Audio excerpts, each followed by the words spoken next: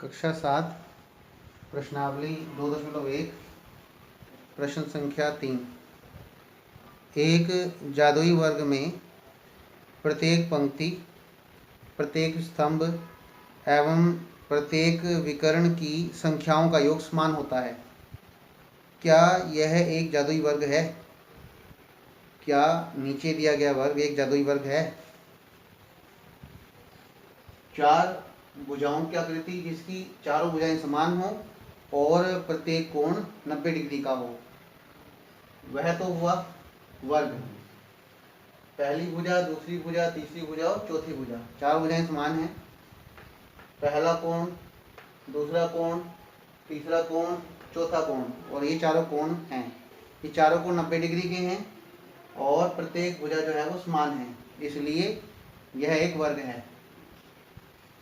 पहली लाइन, पहली पंक्ति, दूसरी पंक्ति, तीसरी पंक्ति, पहला स्तंभ, दूसरा स्तंभ, तीसरा स्तंभ, यहाँ से शुरू करें और यहाँ तक जाएं पहला विकर्ण, यहाँ से शुरू करें यहाँ तक जाएं दूसरा विकर्ण, तो वह वर्ग जादुई वर्ग माना जाता है जिसमें प्रत्येक पंक्ति, प्रत्येक स्तंभ और प्रत्येक विकर्ण की संख्याओं का योग समान हो।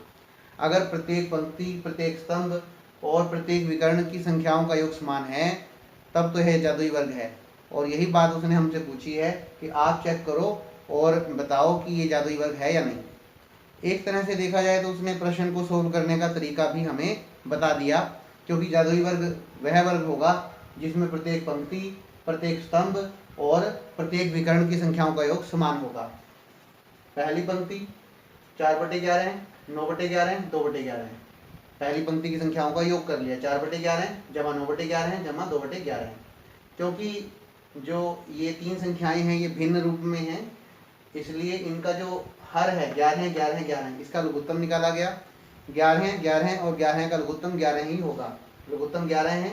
पहली संख्या 4/11 को अगर आप रफ काम में अगर आप गुणा करें किससे, 11 से ही, 4/11 को लघुत्तम 11 से गुणा करो, 4/11 गुणा 11 तो 11 से 11 भाग हो जाएगा, 11 कम 11, 11 कम 11, 4 बच जाएगा। 4 9/11 गुणा 11 करोगे तब भी ऐसा ही होगा, 11 कम 11, 11 कम 11, 11 से 11 कट जाएगा और बच जाएगा 9। 2/11 को रफ काम में जब गुणा करो 11 से, 2/11 गुणा 11, 11 कम 11, 11 कम 11 तब भी क्या बचेगा 2। 4 जमा 9 जमा 2, 9 4 13 2 15, ये बन गया 15/11। दूसरी पंक्ति 3/11 है, 5/11, 7/11, 3/11 जमा 5/11 जमा 7/11 है। तो इन तीन संख्याओं का, तीन भिन्नों का भी योग ज्ञात कर लिया। जिस तरीके से हमने पहली पंक्ति की संख्याओं का योग ज्ञात किया था 11, 11 इसका जो है लघुत्तम ले लिया हमने, और फिर 3 जमा 5 जमा 7, 3 जमा 5 जमा 7, 3 और 5 8 और 7 15, 15/11 है। इसके बाद तीसरी पंक्ति है 8/11 है, 1/11 और 6/11 है। 8/11 जमा 1/11 जमा 6/11, तभी लिखा है तीसरी पंक्ति 8/11 जमा 1/11 जमा 6/11। फिर उसी तरह से 11, 11, 11 का लघुत्तम 11, पहली संख्या पहली भिन्न 8/11 को लघुत्तम 11 से गुणा करेंगे, 8 मिलेगा। रफ काम में 1/11 को लघुत्तम 11 से गुणा करेंगे, 1 प्राप्त होगा। रफ वर्ग में ही 6/11 को लघुत्तम 11 से गुणा करेंगे तब भी हमें 6 प्राप्त होगा। 8 + 9 9 6 15, 15/11। इसके बाद बात करते हैं स्तंभ में दी गई संख्याओं का योग। पहला स्तंभ 4/11, 3/11, 8/11, 4/11, 3/11, 8/11। उसी तरह से फिर लघुत्तम 11 है और 4/11 को गुणा किया 11 से 4 में प्राप्त हुआ, 3/11 को गुणा किया 11 से 3 प्राप्त हुआ, 8/11 को गुणा किया 11 से रफ काम में तो हमें 8 प्राप्त हुआ। 4 और 3 7, 7 और 8 15, 15/11। दूसरा स्तंभ 9/11, 5/11, 1/11, 9/11 जमा 5/11 जमा 1/11, 11, 11, 11 का लघुत्तम 11, और फिर वही रफ वर्ग में जब गुणा करके देखोगे तो 9 जमा 5 जमा 1 प्राप्त होगा, 9 जमा 5 जमा 1, 9 और 5 14 और 1 15, 15/11 हमें प्राप्त हो गया। तीसरा स्तंभ है 2/11, 7/11 और 6/11, 2/11 जमा 7/11 जमा 6/11। फिर से वही इनका आप लघुत्तम लेंगे, 11, 11, 11 का लघुत्तम 11 आ जाएगा, और फिर से आपको 2 जमा 7 जमा 6 प्राप्त होगा। 2 और 7 9, 9 और 6 15, 15/11 हो गया। इसके बाद है पहला विकर्ण, यहाँ से शुरू करेंगे, एक लाइन अगर यहाँ तक लगा दे तो ये पहला विकर्ण है। पहले विकर्ण की संख्याएं बनती हैं 8/11, 5/11 और 2/11। पहले बना 8/11, फिर 5/11, फिर 2/11, 8/11, 5/11 और 2/11, इनको जोड़ कर दिया गया। 11 11 11 का लघुत्तम 11, 8/11 से गुणा किया तो लघुत्तम 11 को तो 8 प्राप्त हुआ, इसी तरह से 5, इसी तरह से 2 प्राप्त हुआ, 8 और 5 13 और 2 15, 15/11। दूसरा विकर्ण यहाँ से शुरू हुआ और यहाँ पर चला गया। दूसरे विकर्ण की संख्याएं कौन सी हैं? 6/11, 5/11 और 4/11। 6/11 जमा 5/11 जमा 4/11। फिर उसी तरह से 11 11 11 का लघुत्तम 11, और वही प्रोसेस जो हमने अब तक किया वैसे ही चलेंगे, और हमें प्राप्त होगा 6 जमा 5 जमा 4, 6 और 5 11, 11 जमा 4 15, 15/11। अब ध्यान दीजिए, पहली पंक्ति की जो संख्याएं हैं वो जो सभी पंक्तियों की, सॉरी तीनों पंक्तियों की जो संख्याएं हैं उनका योग, इसी तरह से प्रत्येक स्तंभ की संख्याओं का योग, और इसी तरह से प्रत्येक विकर्ण की संख्याओं का योग समान है। प्रत्येक पंक्ति, प्रत्येक स्तंभ एवं प्रत्येक विकर्ण की संख्याओं का योग समान है, अतः यह एक जादुई वर्ग है। क्योंकि हमने चेक करके देखा, प्रत्येक पंक्ति, प्रत्येक स्तंभ और प्रत्येक विकर्ण की संख्याओं का योग समान है, और इससे साबित हो गया, इससे ये प्रमाणित हो गया, इससे ये प्रूव हो गया कि यह एक जादुई वर्ग है।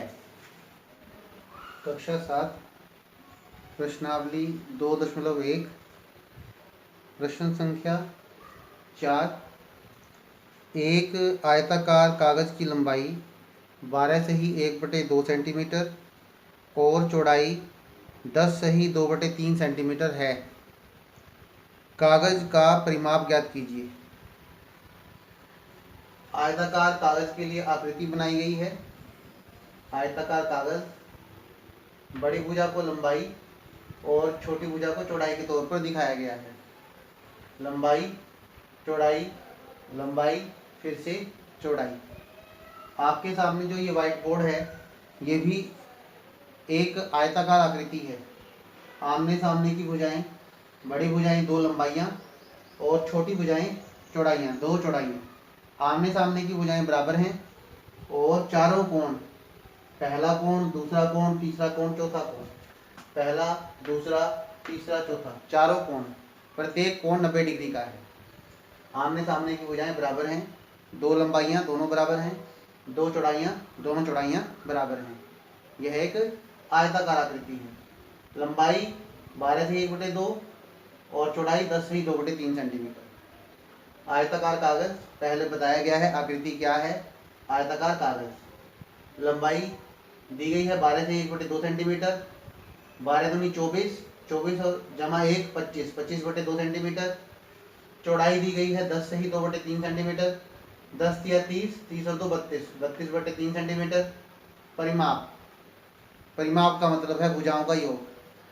ये चतुर्भुज है, 4 भुजाओं की आकृति है, तो इसलिए यहाँ पर इसके परिमाप का अर्थ होगा 4 भुजाओं का योग। पहली भुजा, दूसरी भुजा, तीसरी भुजा, चौथी भुजा।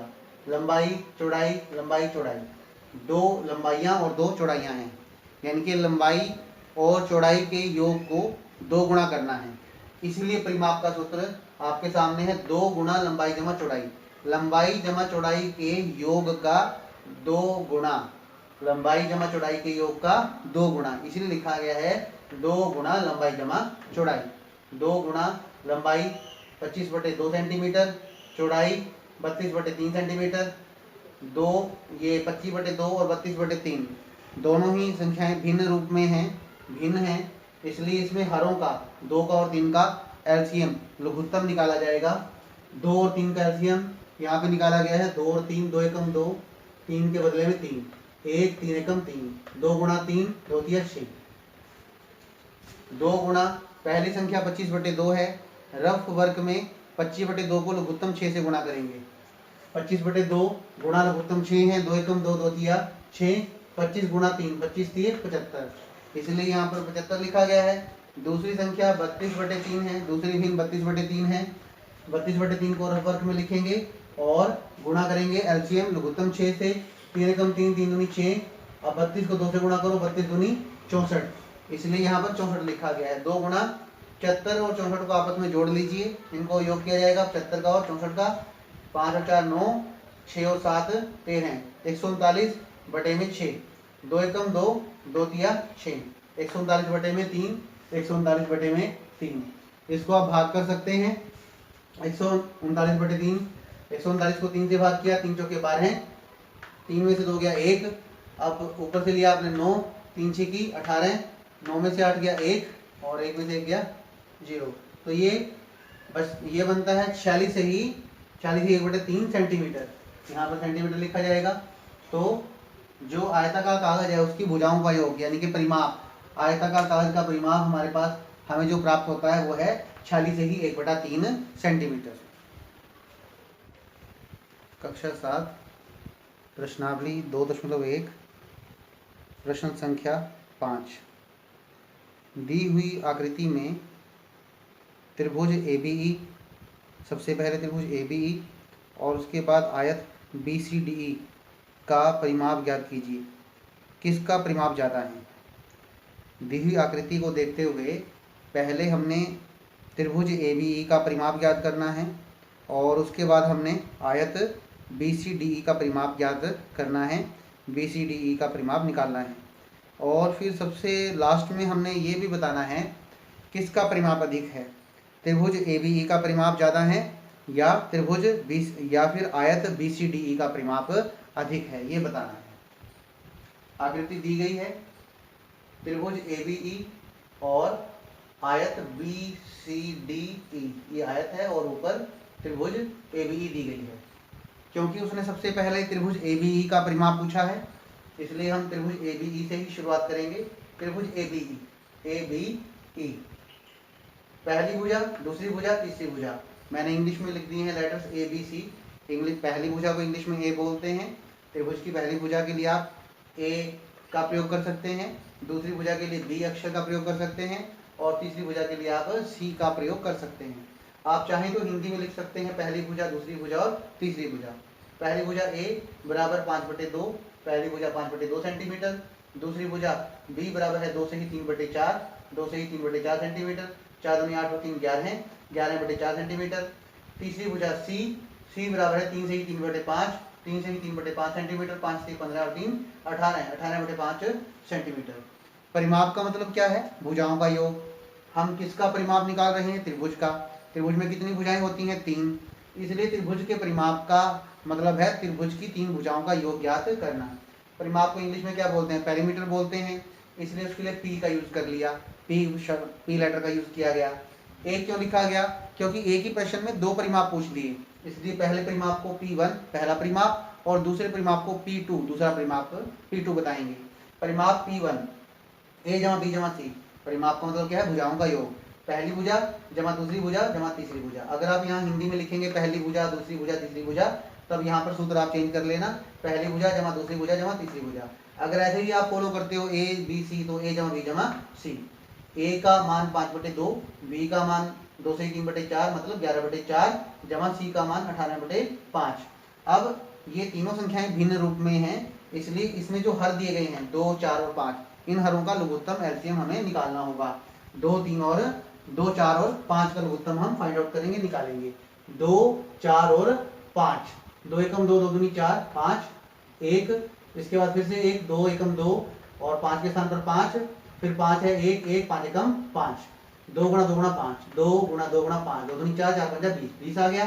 पहली जो भिन्न है, पहली संख्या जो है वो है 5/2, पहली भिन्न 5/2 गुणा लघुत्तम 20, 2 एकम 2, 2 धाया 20, 5 गुणा 10, 5 धाए 50, इसलिए यहाँ पर 50 लिखा गया है। दूसरी भिन्न 11/4 लेंगे, 11/4 लघुत्तम 20 से गुणा करेंगे, गुणा 20, 4 एकम 4, 4 पंजा 20, 11 गुणा 5, 11 पंजे 55, इसलिए यहाँ पर जमा 55 लिखा गया है।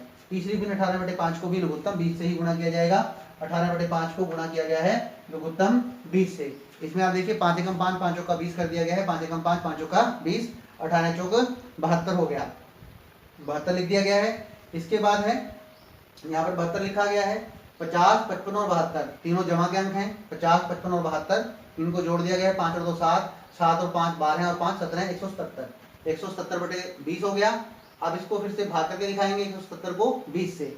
170 को 20 से भाग किया गया है। 20 इसको हमने 8 से गुणा किया, 8 0 0, 8 दूनी 16 यानी कि 20 गुणा 8 160, 7 का 7, 7 में 6 गया 1, 17, 8 सही 17/20, तो ये लिखा जाएगा 8 सही 17/20। ये हमारे पास त्रिभुज जो है ABE उसका हमने परिमाप निकाल लिया 8 सही 17/20। अब हमारे पास है आयत BCDE, आयत BCDE, ये आयत है इसकी लंबाई 2 से 3/4, ये है लंबाई BE 2 से 3/4, 2 से 3/4 सेंटीमीटर, 4 दूनी 8 और 3 11 है, 11/4 सेंटीमीटर। चौड़ाई 7/6, चौड़ाई 7/6 सेंटीमीटर। परिमाप P2, परिमाप नंबर 2, P2 मतलब परिमाप नंबर 2 बराबर है। आयत के परिमाप के लिए सूत्र क्या है? 2 गुना लंबाई जमा चौड़ाई। अगर आप लंबाई के लिए L और चौड़ाई के लिए B लेटर यूज करते तब आप 2 गुना L प्लस B भी लिख सकते थे, डिपेंड करता है आपके ऊपर। 2 गुना लंबाई का जो मान है वो कितना है? 11/4, 11/4। चौड़ाई का मान 7/6 जमा 7/6।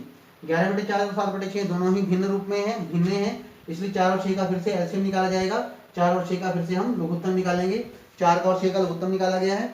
2 दूनी 4, 2 तिया 6, 2 एकम 2, 3 के स्थान पर 3, फिर 1 के स्थान पर 1, 3 एकम 3, 2 गुना 2 गुना 3, 2 दूनी 4, 4 की 12, 12 लघुत्तम आ गया, 12 लघुत्तम लिख दिया गया। पहली भिन्न है 11/4, पहली भिन्न 11/4 को लघुत्तम 12 से गुणा किया जाएगा, 11/4 गुना 12, 4 एकम 4, 4 की 12, 11 गुना 3, 11 की 33, इसलिए यहाँ पर 33 लिखा गया है। दूसरी भिन्न 7/6 है, 7/6 को भी लघुत्तम 12 से गुणा करेंगे, 6 कम 6, 6 दूनी 12, 7 गुना 2, 7 दूनी 14, इसलिए यहाँ पर 14 लिखा गया है। 33 और 14 दोनों को जोड़ा जाएगा तो ये बन जाएगा 47, 2 गुना 47/12, 2 एकम 2, 2 6 12, ये बन गया 47/6। अब आप भाग करेंगे 47 को 6 से, 47 को 6 से भाग किया गया, 6 7 42, 7 में से 2 गया 5, 4 में 4 गया 0, 7 सही 5/6, 7 सही 5/6, और यहाँ पर आपको सेंटीमीटर भी लिखना है, 7 सही 5/6 सेंटीमीटर। अब आप देखिए जो पहला परिमाप है P1, P1 का आंसर कितना है? 8 सही 17/20, यानी कि 8 से भी थोड़ा सा बड़ा मान है, 8 से ज्यादा मान है। और P2 जो दूसरा परिमाप आया उसका मान 7 सही 5/6, 7 है, 7 से थोड़ा सा अधिक है लेकिन 8 से थोड़ा छोटा है। ये 8 से थोड़ा सा अधिक है और ये 7 से थोड़ा सा अधिक है, तो देखा जाए तो P1 जो पहला परिमाप है वो ज्यादा बड़ा है किससे? दूसरे परिमाप से। तो मैंने लिखा क्योंकि P1 बड़ा है P2। आप लिख सकते थे पहला परिमाप बड़ा है दूसरे परिमाप से, और इसलिए त्रिभुज ABE का परिमाप ज्यादा है, त्रिभुज AB का परिमाप अधिक है।